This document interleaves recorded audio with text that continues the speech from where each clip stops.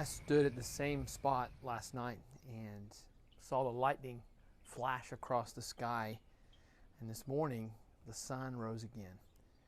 The storm has ceased, and I believe in its wake we have a lesson. The Lord is slow to anger and great in power, and the Lord will by no means clear the guilty. His way is in whirlwind and storm, and the clouds are the dust of his feet. He rebukes the sea and makes it dry. He dries up all the rivers. Bashan and Carmel wither.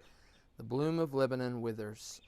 The mountains quake before him. The hills melt. The earth heaves before him. The world and all who dwell in it. Who can stand before his indignation? Who can endure the heat of his anger? His wrath is poured out like fire, and the rocks are broken into pieces by him.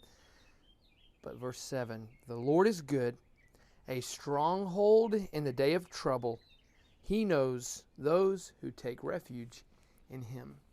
Where does that leave us in our daily interaction with others? Well, it's interesting. Jesus, in his Sermon on the Mount, says something very similar to this concerning our place and God's place in Matthew 5:44 beginning. But I say to you, love your enemies and pray for those who persecute you, so that you may be sons of your Father who is in heaven, for he makes his sun to rise on the evil and on the good, and sends rain on the just and on the unjust. For if you love those who love you, what reward do you have? Do not even the tax collectors do the same? And if you greet only your brothers, what more are you doing than others? Do not even the Gentiles do the same? You therefore must be perfect, as your heavenly Father is perfect. We have a perfect example of the sun rising after a storm, that even in the midst of storm, we have that security. We have that hope.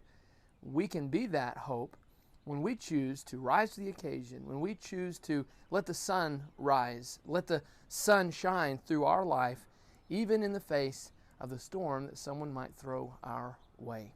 So will you let the sun rise to every occasion and always be kind?